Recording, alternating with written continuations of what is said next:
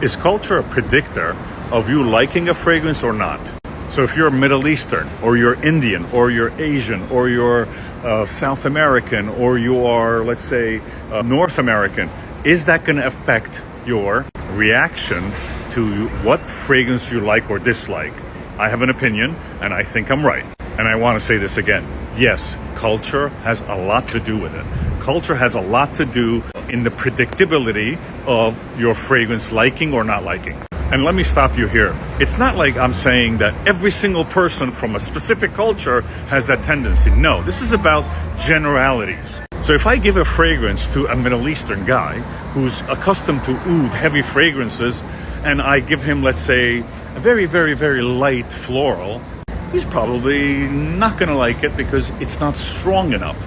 That's his reasoning. My personal experience, I've noticed that somebody from, let's say, Bahamas or say the Caribbeans, there's a general tendency to like ultra fruity, coconutty, vanilla side, right? That's what they wear. That's what they love. So on the scale, that person is going to lean towards fruity, coconutty, vanilla, and they're going to be like, they're going to be so-so about any other fragrance. So let's look at East Asia, for example.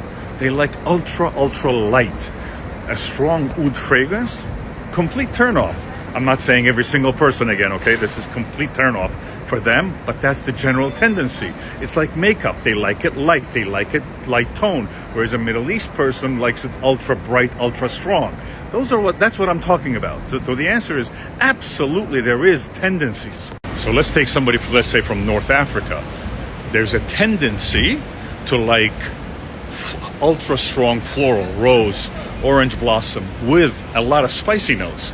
And to tell you the truth, they might find the fragrances that are ultra light non-performing for them. So they might not say no to it. So what about UK, Netherlands, all that Nordic areas? What fragrances? Very, very light.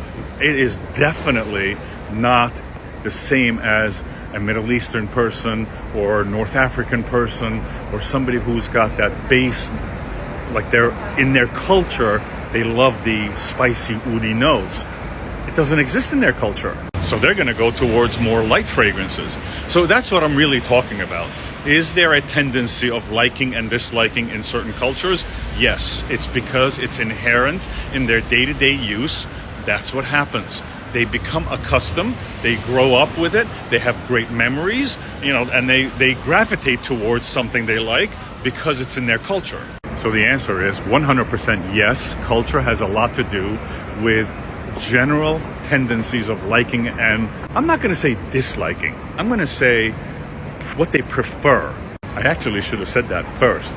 Is there a preference in culture? And if you disagree with me, think about all the travels you've had and be honest with yourself and say, when I went here, what did I smell most of? What was the general trend?